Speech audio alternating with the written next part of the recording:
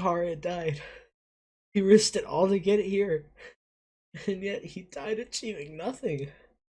He died achieving nothing. He only brought ruin by killing Aoi.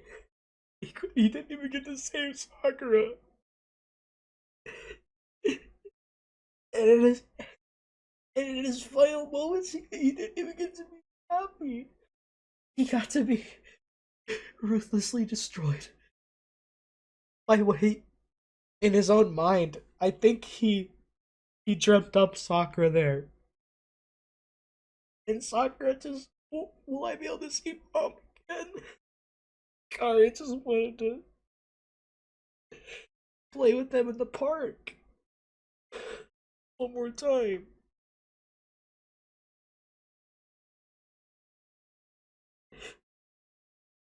There's still one. There's still one.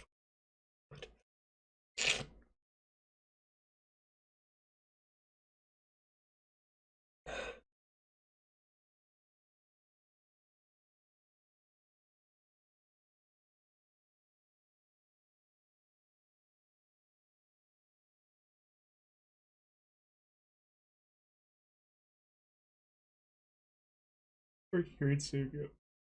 Poor Kiritsugu. He had to see Irie again, but it wasn't Irie. It was the will of the Grail itself, and he had to kill it. He had to kill his own daughter, metaphorically, to kill Irie again with his own hands. There, snapping her neck just like Kirei did. Irie's gone. We'll never see it again. And Ilya, the Grail, will come back. It's like a fucking curse, dude. Because even if we destroy it here, it'll just come back in 60 years, or 30 or 20. And Ilya will have to do it all over again. Such as the curse of being an Einstein, you know?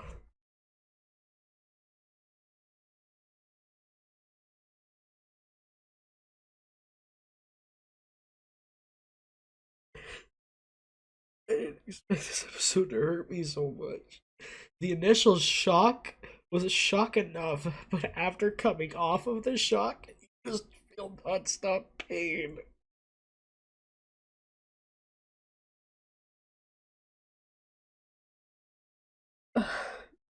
So sorry you have to see me like this, everyone. I'm sorry.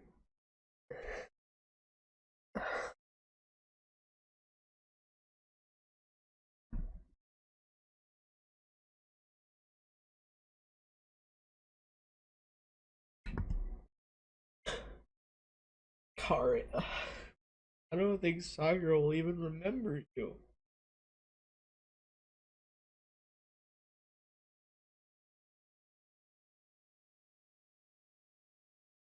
I don't even think Karia will remember you. Like, I don't even think Sakura will remember you, Karia.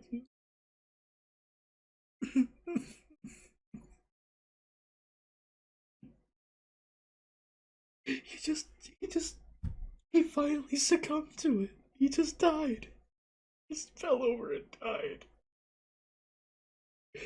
Just fell over and died. Karia, no. Karia, no.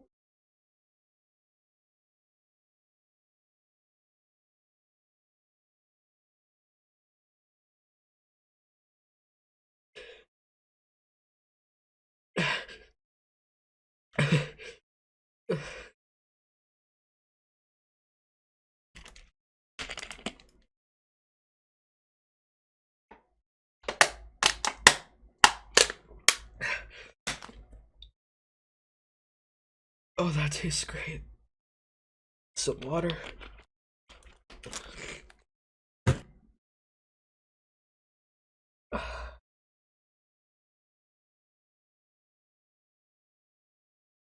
Honestly, I couldn't pick who had the worst fate of everybody in Fate Zero. Karya, Lancer, Lancer. Oh my fucking god. Do y'all remember when Lancer was dying and he said, "Curse the Grail"? I hope it dooms us all or something like that. Oh my god, mother. I'm not calling Lancer motherfucker. I'm just saying. Fuck. Out of everybody though, it's between Kiritsugu and Karia. I don't know. Everyone suffered, but between Karia and Kiritsugu, I don't know. I don't know who to pick. Karia just dying, just there, trying to hold on, trying to just get back up and fight. It was fitting how he died and then Lancelot died. It all happened so fast. I wonder if the reason why Berserker lost so easily is because Karia died shortly so fast that the mana Berserker didn't have enough mana and was weakened and Saber got the final blow. Something like that.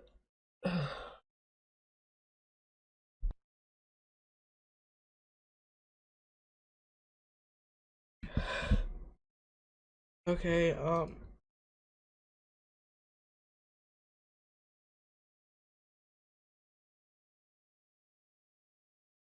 let's go ahead and talk about the episode. So we have the final showdown face off between Kirei and Kiritsugu. Very badass the way that they stare each other down. I love the shot composition between the two. Uh they both have such determined looks on their faces, and then I love how Kirei bears the cross and Kiritsugu bears his gun.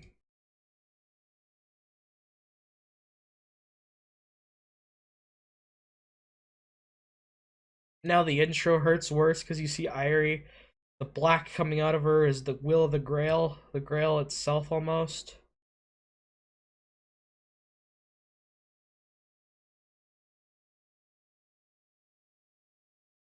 I wonder if. Never mind. We continue our fight with Lancelot and Saber. We cut to Karia, who's just sitting on the ground, bleeding, and you can tell from the look of his eyes and the way that he's just kind of there. He's not there anymore. He's reached. He's gone like to the peak insanity. He can't rationalize anymore. He's shut down. His whole body and his brain have shut down, and he's starting to die. It's starting to. Can I just say that the music is beautiful? This is one of the best fights. Just the way that we cut between. Then we go to Kirei versus Kiritsugu. The main theme of Fate playing the do do do do do. You know which one is beautifully orchestrated here. It goes in full force with a lot of the chorus. We have one of the best. The in my opinion, this is the best fight of Fate Zero. Kirei versus Kiritsugu. Two men who seem to be the same, but couldn't be any more different from each other. Fighting in just this white, blank room with. It's just such a gorgeous landscape for a fight. It's so empty, kind of portraying the two characters in a way. And like the shadows of the looming corners and edges of the room with the glass up top. It's just. It's really well done. And this entire fight is amazing. I loved every second of it. They're with Kirei using his command spells to to avoid getting his circuits destroyed by the origin bullet, to seeing Kiritsugu use time alter, and just seeing all the different types of martial arts, the animation with Kirei's movements, it looked so real. Like they based it off actual martial arts choreography, and it was just really good.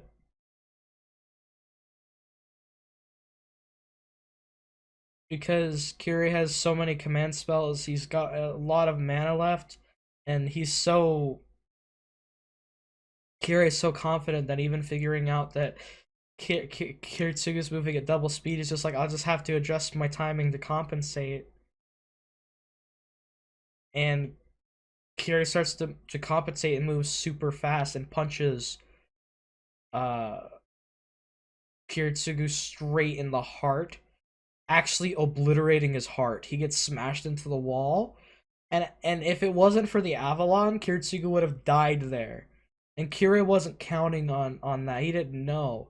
That's why when he turned his back, he assumed that Kiritsugu was dead because he had gone for a death blow. It wasn't just a simple punch; it was a death blow. So that's why, thankfully, Kiritsugu was able to get the upper hand, but the upper hand by taking care of his entire left side. We see the utter despair of Saber versus Lancelot as Saber begins to just break down. She can't even look him in the face, can't even look him in the eye. She keeps looking down at the ground, thinking that everything's her fault. And we see Irie. The Grail has finally come as the servants are dying, as the masters are dying. The Grail finally reveals its form.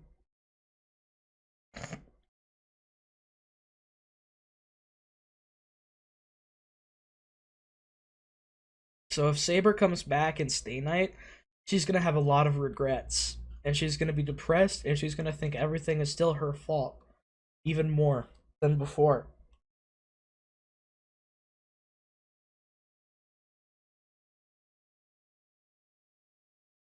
We continue the amazing, fantastical Kiri versus Kiritsugu fight, and it's just fantastic. The animation is overhauled. I love the animation of when Kiritsugu gets his arm shot. It just flings like it just like, I don't know. It starts to flop around. It flings. It's so well done. And they're starting to breathe heavy. They're both heavily damaged. If it weren't for the Avalon, Kiritsugu would be dead here. And what's amazing is Kiritsugu puts everything on the line and starts using time alter triple. Goes triple speed. The Grail is starting to overflow.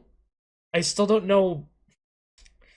I think it's like dark, like it kind of looks like blood or wine. I don't know what that could be. We get some amazing hand-to-hand combat that honestly reminds me of Naruto, with with Kiritsugu using a knife and Kirei blocking it with his hand. It's just, oh, it's amazing. You really have to give credit to Kirei, how fucking absurdly strong and powerful he is. Their fight continues and it gets even crazier as Kirei charges and is gonna go for another death blow. We even get to see Time Ace times 4, but the Grail's contents are spilled and overflow. It's finally time because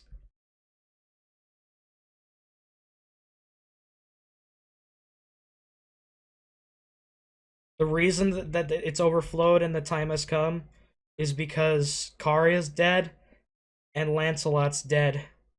The Grail finally presents itself.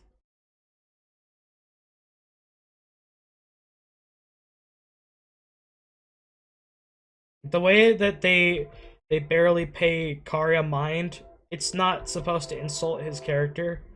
It's just to show the true tragedy of it. I also love how the glass in the ceiling collapses on top of Kirei and Kiritsugu. Karia just succumbs. He's sitting against the wall, lost in his own mind, wishing he could have saved Sakura, wishing he could have been with the love of his life, and he dies.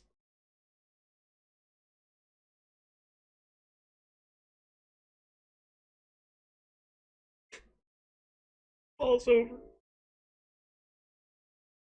Poor Karia. And it's at the same time that Lancelot dies too. And Saber utters, "Even so, I will win the Holy Grail. If I don't, there will be nothing I can offer to you as a recompense."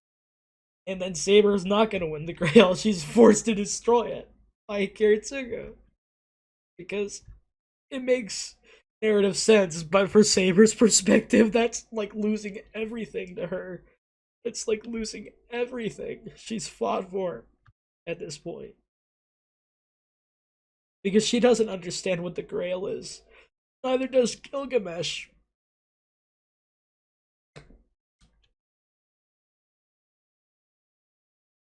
Lancelot finally utters some words. "Even after all that, you would still take up your sword for such a reason." I believe he's talking about the fall of Britain and this fight with this fight here. And he's just as confused as to why Saber still raises her sword for such a silly dream. How helpless you are. As Lancelot dies, Saber is just in despair. Her eyes show lack of emotion, they're just dead. They're dead. And then here we cut inside of the Grail itself, which I believe the Grail is sort of devilish in nature, as it peers into one's soul and its most important memories and important places, and it presents this because the Grail wants the person to succumb. It's almost like a snake, sort of like Gilgamesh even, because the Grail is a being that wants to be born, and it's going to use a host's wish to do so, or something like that, and it feeds on a person's insecurities and the flaws within them and their memories and their mind, and it deconstructs them until they give in to the wish. It shows them what they want. But Kiritsugu overpowered it, and we'll talk about that more as we get to it. But it's the same place that the island, the one with Shirley, and then we have Irie. "I knew you'd come." And the voice actor does a really good job speaking differently enough to where you can tell that it isn't Irie anymore. "I had faith you would reach this place." It's done so well that even I knew it wasn't Irie. The way she stares, just so. It's such a weird what. I don't know how to explain it. She speaks robotic. "This is where your wish will be granted." Not, "This is where your wish will be granted." It's. We're, I can't believe we're in. Like, the Grail is like a metaphysical place, almost. And then we look up. This reminds me of Berserk with the eclipse. As you see, just like this dark eclipse with the blood, like almost blood raining down from it. The Grail is honestly just like hell. It is yet to take form, but the vessel is more than full enough. So is the vessel being filled with the blood of the servants and masters? Is that what it is? You just need to give your prayer now. Only then will it be able to go outside. It. It. I think she's talking about the person, the Mari. I don't. We'll get to the name. Hurry up and give it form. See, it's trying to entice Kiritsugu, make him do this. But Kiritsugu's not dumb. He can see through this. "Who are you?" "I am Iris Seviru." No. If preparations for the Grail are complete, then she's already. It's not Irie anymore. It's the Iris Vale vessel. She just admits it. "I won't deny that this is a mask. Unless I use a pre-existing personality as a shell, I cannot communicate with others." So this is like the Grail itself talking. "However, the personality of Iris Vale that I've recorded is unmistakably the real thing. And so I've inherited her last wish." You are twisting her last wish. You're twisting it, actually. Kiritsugu asks if she's the will of the Grail, and Iris Vale doesn't deny this. Yes, that interpretation is correct, meaning that interpreting it has many forms, I believe, and then that's just one interpretation of it. I have a will, a wish. The will to be born into the world. Impossible. In that case, how does the Grail intend to grant my wish? Because it's like, if you're this omnipotent, good, wish-making device, then what do you mean? This isn't about you. This isn't about you being born into the world. Well, Kiritsugu, isn't that something you should know better than anyone? And it starts to just fuck with Kiritsugu by making Kiritsugu think. And the purpose of this is honestly to show Kiritsugu the flaw, the fundamental flaws with his ideals, and how it isn't so simple to save the majority by expending the minority. It's just it's the way that they create moral dilemmas with the ship later is fucking ingenious. We'll get there though. You learned how to save the world a long time ago. And it's true. Kiritsugu already figured out what it means to save the world. It means to kill many, many, many, many, many, many people while leaving some alive. But then, conflict is the human primal instinct. Wouldn't the cycle begin all over again? Then what would you do? It's only a smaller amount of people, but you have to kill the minority of that majority, and it just keeps going and going until you have nothing left. You have to wipe out humanity itself to save the world. It's flawed. I love it because it shows that Kiritsugu has been living this idealistic lie, this dilemma, this it cannot be. It's something that can't. It's so. I don't even have words for it. It's really. It's just really well written. It's ingenious. There's so much to think about. Oh my goodness. So I will do as you did, take over from you and answer your prayer. That's a lie. You're gonna take over and make yourself into the world. I believe, again, that the Grail is the will of evil, the idea of evil. It wants to be born into the world almost as the Antichrist, if you will. For what purpose? To show humanity the truth? To show the world the reality of what it is? I hate how she begins to hold Kiritsugu. Just like a big slap in the fucking face. The only way is to have to ask yourself from within. So we go into Kiritsugu's psyche and mind. And this is one of the best scenes in all of Fate. It's portrayed. It reminds me of Bioshock Infinite, believe it or not. But it's written and directed so beautifully. I love this scene. So the TV begins to play, and it's used with Kiritsugu's voice, of course. We get the dilemma: 300 on one ship, 200 on another. This is genius, dude. I love this. I love this. This is amazing. This is amazing. This is amazing. This is one of the best, like, little, like, the best. I just. The culmination of, like, it all makes sense. It's all clicked together now. 500 total passengers and crew plus Emiya Kiritsugu. Let's posit that these 501 people are humanity's last survivors. It's a what if scenario. Giant holes have opened up at the bottom of both ships. Kiritsugu alone has the ability to repair a ship. Now then, which ship would you repair? The beauty of this question is almost everybody, not even almost, I would say, dare I say, everybody will say the majority. Save 300, let 200 die. Oh, literally, that's just the human reaction to that dilemma.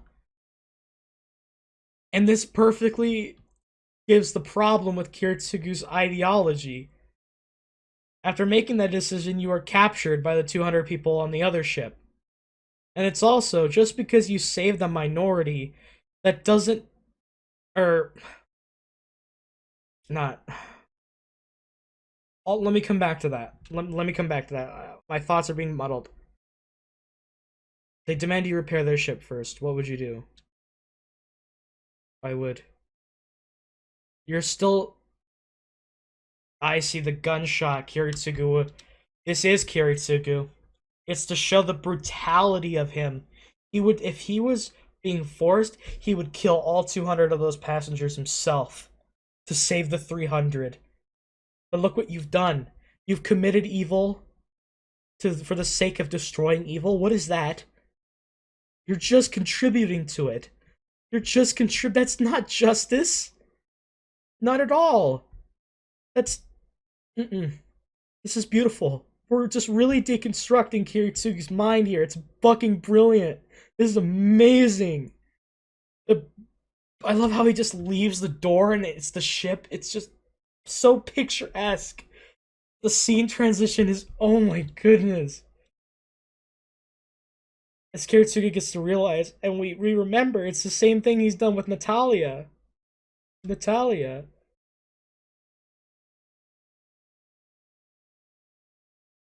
It's the same thing he's always done. What he's believed. Kill all 200 people. Correct. That is what Kiritsugu Emiya would do. Yep, it is what he would do. The phone rings. He would do that. Next, the surviving 300 abandon their damaged ship, split themselves between two new ships, and continue their journey. This time we have 200 on one ship, and it repeats. The cycle repeats. It's... I never considered the holes in his ideology before. You kill the 100, and then you have 200 left, and then you have 50 on one ship, 150 on the other. You kill the 50, and then it's just like, it just keeps going until humanity's gone. You can't... I love it. I love this. I love it so much. Kiritsugu realizes the answer within himself. Finally, after all this time, he realizes the foolishness of his own ideology. Because the outstanding thing, no one could understand Kiritsugu but Kiritsugu. And Kiritsugu repressed the answer from himself because he knew that it would defeat the whole purpose that he was fighting for. He repressed that. Not even Airi could understand. And that's why. It's because of this right here. Kiritsugu always knew better than anyone, deep down within himself, but he chose to bury it down because it would fight against himself, what he wanted to do, what he wanted to save. For the will of good, for the good of man, for the good of his family. He would forsake everyone. He'd kill Airi for this to happen.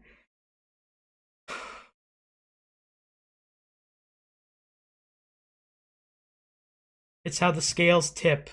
The scales tip. What a wonderful way to put it. Is this what you wanted to show me?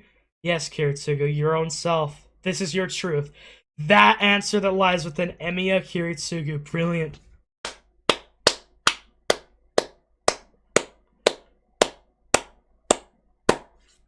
And then once he realizes that this is what the Grail would do for his wish, is when he realizes that he can't go through with it. This isn't what I wished for. This isn't what I wished for, damn it. No. That's why the Grail is flawed. It's like a genie. I don't like to use that comparison because it makes the Grail sound simpler than it does. You know the stories with a genie where it's like, be careful what you wish for, because you wish for something, and yes, that wish is granted, but it has adverse effects that fuck everything up. It's like that. That's what I'm talking about. Kiritsugu keeps trying to relight that it's about a miracle. This is my only hope. I wanted a miracle. And it's reasoned within himself that no, your wish could never include a method you yourself are not aware of. You would know this was the truth If you wish to save the world, it must be done in a way that you can comprehend. Because the Grail relies on the will of the person, what you understand it as your wish. It's only Kiritsugu's way. Kiritsugu can't make some other decision. This is the decision. To hell with that! How on earth could you call that a miracle? I love how we get to see Shirley. As he says, it is a miracle. The deed that you tried and failed to do on your own can be accomplished at a scale beyond the power of any man. Would that not be called a miracle? If that's not a miracle, then what is? He's correct. Or whatever, it's correct. Once again, you see the scene changes to his father. And how his father shot dead.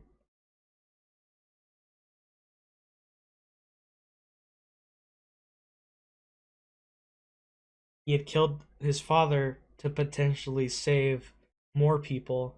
Then did the same with Natalia. Then did the same with Irie. He made the first mistake with Shirley, and that twisted himself into believing this is the only way. It's an endless cycle that continues and continues and continues and continues. I see. I see. I see. That is amazing. Wow. That is so pro-fucking-found to me. This is genius. This is brilliant. Oh my goodness, everything came together. The conclusion. It was all staring us in the face the whole time. Here we go, we get the name drop. You truly are Angra Mainyu. Angra Mainyu.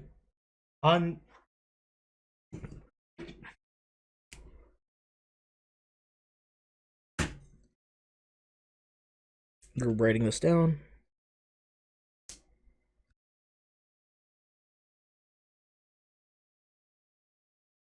There we go. The one worthy of bearing all the world's evil. Is that why it wants to be born into the world? This Angra Mainyu? Now the last question. And this is the question. The way it spins everything, the way that the Grail spins this situation, the whole boat dilemma, once again, with Maya, Irie, and Ilya is so twisted and fucked. Will you save two, or choose one? And of course, Kiritsugu will always save the majority. He immediately goes for the thing that Kiritsugu would do. Slits Maya's throat. It's what Kiritsugu would do, because that is Emiya Kiritsugu at its fault. And then we enter one of the hardest scenes to watch. Is when we return to the Ainsburn home with Ilya. Welcome home, Kiritsugu. With blood scratched upon his face, we see this scene. But the colors are almost like monotone or monoscale, however you say it. So you can tell that it's not real. To save these two, he would have to kill one. But then... You understand, don't you? And this isn't Irie talking. This is the Grail. This is the Grail's realization of your prayer. This isn't what Kiritsugu wanted. He never wanted this. He never wanted this. He never wanted this. He fought so hard and lost everything. He put everything on the line, all for his sacred ideology, that he would do this. Did he ever have to resort to this? No. He did. Oh god, that's so tragic.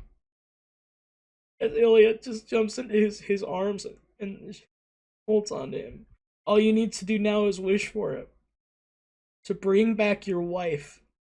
To take back your daughter.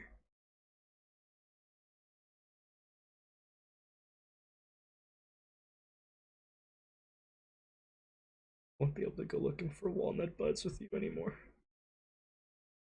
Because at this moment, Kiritsugu's made up his mind. He realizes that he has to deny this. That with his actions, it can't be the same. He's never gonna return to Ilya. Iris never gonna come back. Ilya's gonna remain parentless, and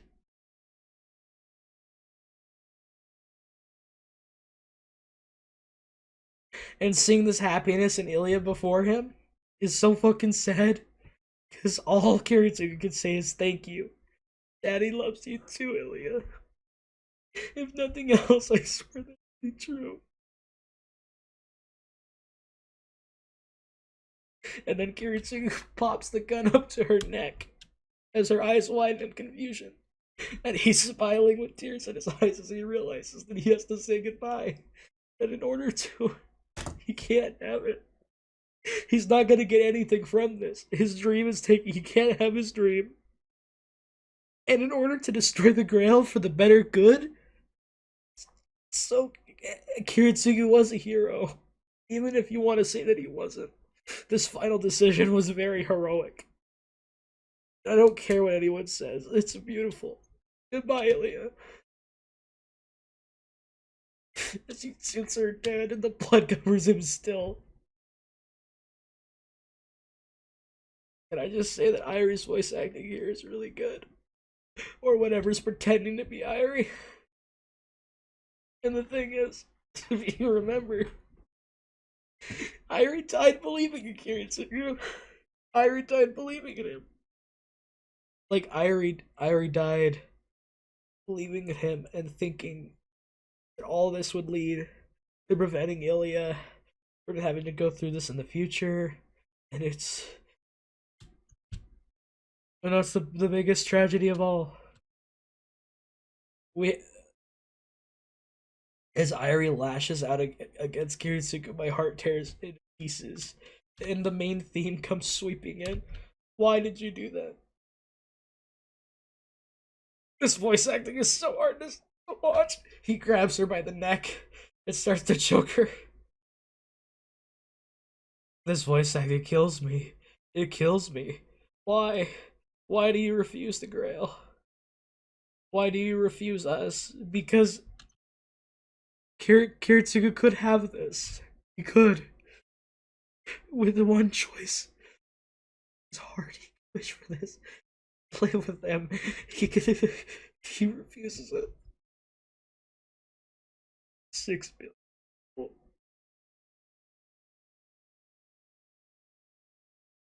I curse you. Emiya Kiritsugu. And if you this isn't Irie speaking anymore, it's the Grail. Because now we have the ultimate dilemma. 6 billion people against 2 members of my family. Which do you choose? It's the converse, it's the opposite of his original dilemma. But it's the choice that he's been presented with here. And of course, Angra Mainyu curses you. Okay. So, if we take this literally, that means that because refusing the Grail carries a curse or a mark against you, so it must mean that Angra Mainyu is an actual powerful being. So I'm gonna keep that in mind. This isn't just a throwaway line. Angra Mainyu curses you. Kiritsugu continues to suffer. Isn't that the same thing that Lancer said? May the Holy Grail curse you suffer. I, I, the music is so beautiful. Lament until the day you die. Kiritsugu, I'll kill you. And the way that Irie has to look at him in such contempt. And Kiritsugu has to cry and look down and throw it all away. He has to kill them. He has to kill his own daughter and wife, so metaphorically, and in the direct sense of the word almost. Save the world.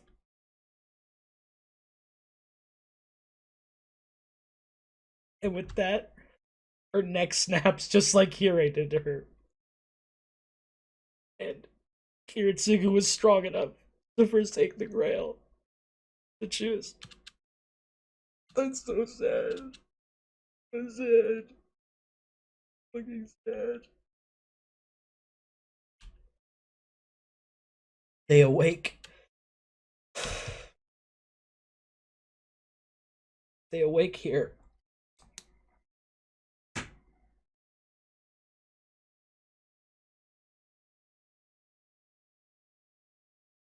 And Kirei was able to see all of this happen. What a stupid conclusion. Why did you refuse it? Oh, Kiritsugu, you poor man. I honestly, Kiritsugu and Karya for the win. Those two, man. Fucking love them. I thought you sacrificed everything you had to make it this far. And it's the truth. For Kiritsugu to fight this much, sacrifice so much to make it this far, and then throw it away, realizing that he couldn't go through with it because it's it's it's the ultimate tragedy. How could you simply cast away what you worked so hard to obtain? If you remember, Kirei always believed that he knew about Kiritsugu, but he didn't. And that's a big dig towards Kirei, because Kirei always believed he could understand people and understand himself. And he hates those who can't understand him. This is ironic. Its cost is greater than any benefit it offers. Finally, Kiritsugu has woken up and realized that what he wants and what he desires is it's nonsensical. In your mind, it sounds wonderful, doesn't it? It can't be. It won't. That's all. That thing is no omnipotent wish granting device. Like I said earlier, it's not. I've had this in my mind for a long time. The Grail, I it's just yeah. Kirei starts to freak out. Then give it to me. You may not need it, but I do. If it if that thing is born, it can answer my every doubt. So Kirei wishes for Angra Mainyu, which is the evils of this world come into one being. So that makes sense. We finally get Kirei's wish is to see that aspect of humanity and have every answer to every doubt of his own. Um I can't remember if I said something about this that Kirei might have wanted something like this. If I didn't, it was in my mind. Not this exact answer, but I figured that Kirei would want something sort of like this in the end.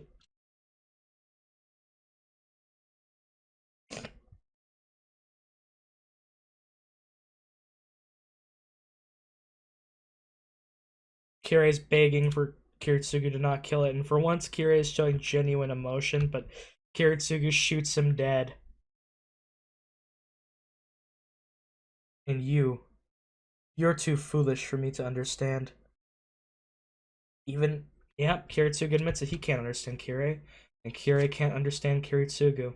That's just how different they are, even if they are the same on the surface, too. Wow. And then we have the final scene of the episode, where the ultimate fuckery happens with Saber reaching the Grail, pretty much. Saber reaches the Grail. Yay! Everything's great.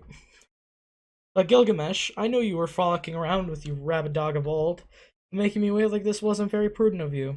And we get it. Gilgamesh wants to take Saber as his wife because he thinks of her in such a in weird way.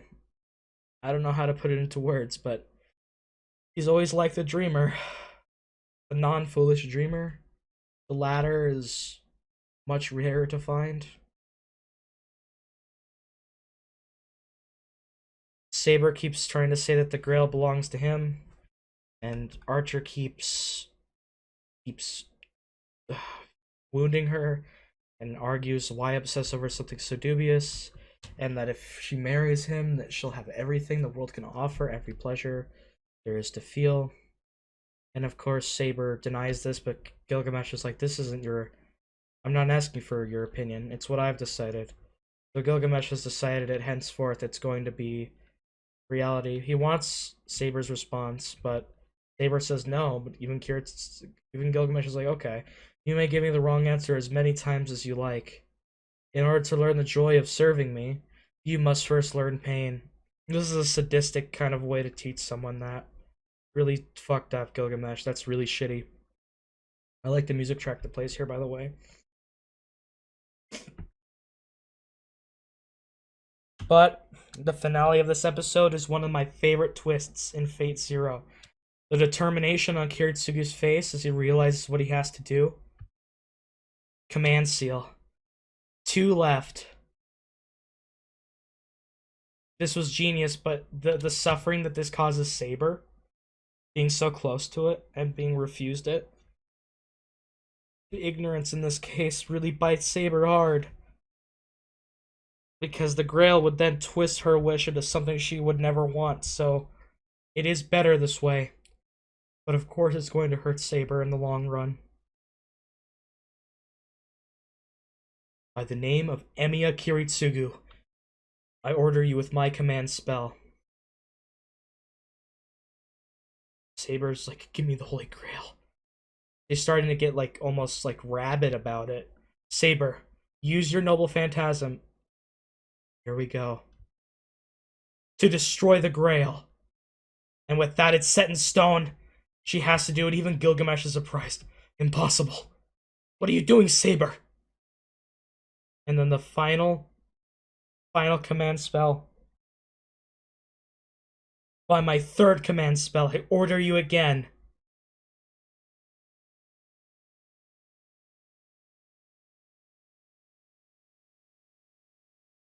You dare disturb my wedding ceremony, mongrel. Saber, destroy. This scream from Saber hurts my heart. Her Yameno! It's filled with so much emotion and just utter helplessness and bitterness. This scream is amazing. The Grail. And she slices down as we see the title, The Last Command Spell. And with that, the episode ends. It ends with the ending song of Irie and Kiritsugu. Yay! Hey! Hey! I just wanted them to be happy together. This ending hurts so bad, dude. It fucking hurts. It fucking hurts. It's so. God. Just seeing these images could break me into fucking tears now. Well, I need to end the discussion here. I don't know what else to say. Rest in peace, Karia. Your sacrifice may be in vain, but I swear it's inspiring, and I believed in you to the end. And lastly, Kiritsugu is one of the most well-written characters. I love Kiritsugu, and his choice at the end was marvelous, culminating in one of the best twists I've ever seen with the Grail. Curse the motherfucking Grail. Damn it to hell. We fought this hard for what? You know, it's the irony here. Stupid Grail. Poor Kiritsugu. Rest in peace, Irie. We'll miss you. And I hope Ilya's gonna have to grow up with no parents now. And I believe that Kiritsugu, I don't think he'll survive. Because it doesn't feel right. So I have a feeling that next episode, Kiritsugu will bite the dust. Saber, since the Grail will have been destroyed, Saber will cease to be a servant. Same with Gilgamesh. And Kirei being dead, the only person that gets to survive will be Waver, I think. Yep. The only person that gets to survive will be fucking Waver. And this is gonna set Stay Night into motion. It's all gonna repeat. History repeats itself. Oh no. Fate Zero is pain. Fate Zero is a tragedy. And my heart hurts. Thank you so much for watching. Thanks for staying to the end. I really do appreciate it. Thank you so much. I love Kiritsugu. I love Kara. I love all these characters. so bad for Saber too. And thanks. I just want you to know that if it's morning, day, evening, or night, wherever it is that you are, please stay safe out there and be sure to take care. And I'll see you in the finale of Fate Zero. Thank you so much.